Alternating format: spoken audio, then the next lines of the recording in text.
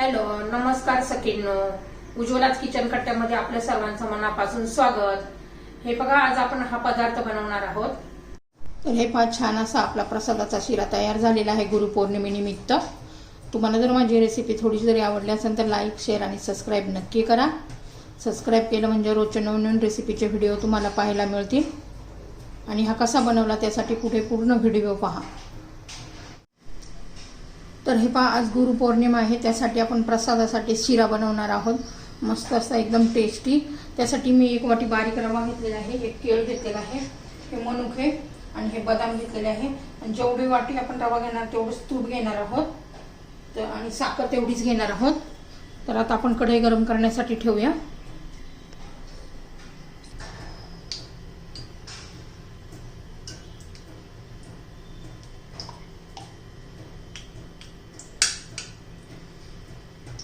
छान असं वितळू द्यायचं आपल्याला.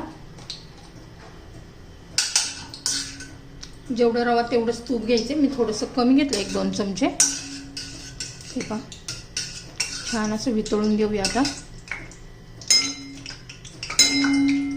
हे पहा, सगळं तूप आपलं वितळलेलं आहे. आता आपण हा रवा घालणार आहोत. एकदम खमंग असा भाजू द्यायचा आहे आणि मध्यम गॅसवर भाजायचा आहे. थोडा वेळ जाऊ द्या, पण मध्यम गॅसवर भाजा. छान असा भाजला गेला पाहिजे.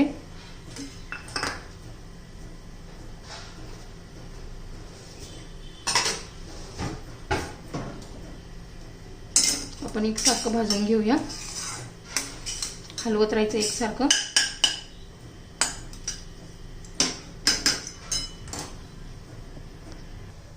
तर हे पहा, आपला रवा आता भाजून झालेला आहे. खमंग असा मस्त वास सुटलेला आहे तूप आणि रव्याचा. मस्त असा करपू द्यायचा नाही आपल्याला. आता त्याच्यामध्ये बदाम घालून घेऊया. मनुके आपण नंतर घालणार आहोत. छान असा भाजून झालेला आहे पहा. आता आपण त्याच्यामध्ये ना केळ घालून घेऊ.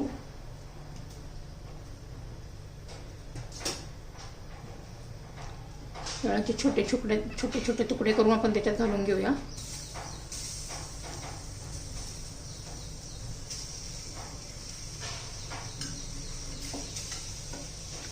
छोटे छोटे तुकडे करून घातलेले आहे. हे सर्व आपण व्यवस्थित मिक्स करून घेऊया. आता याच्यामध्ये दूध घालून घ्यायचे.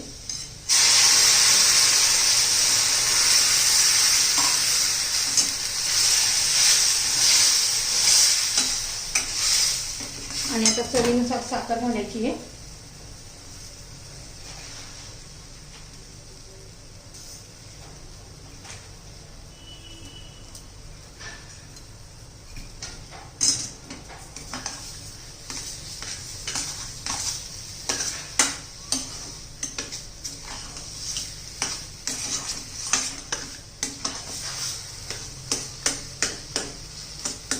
त्याच्यात मनुके घालून घेऊया.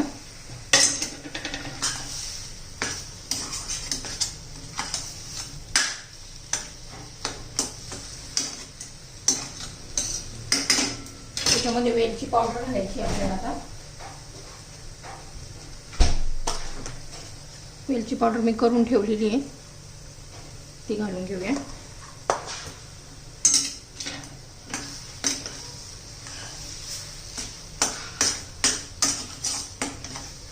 तर याच्यावर आपण झाकण ठेवून देऊ 1-2 मिनिट.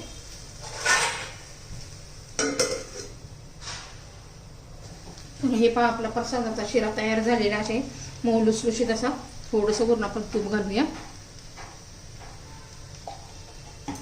पुन्हा एकदा हलवून घेऊया.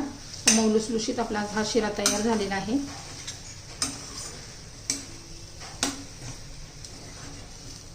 तर आपला शिरा तयार.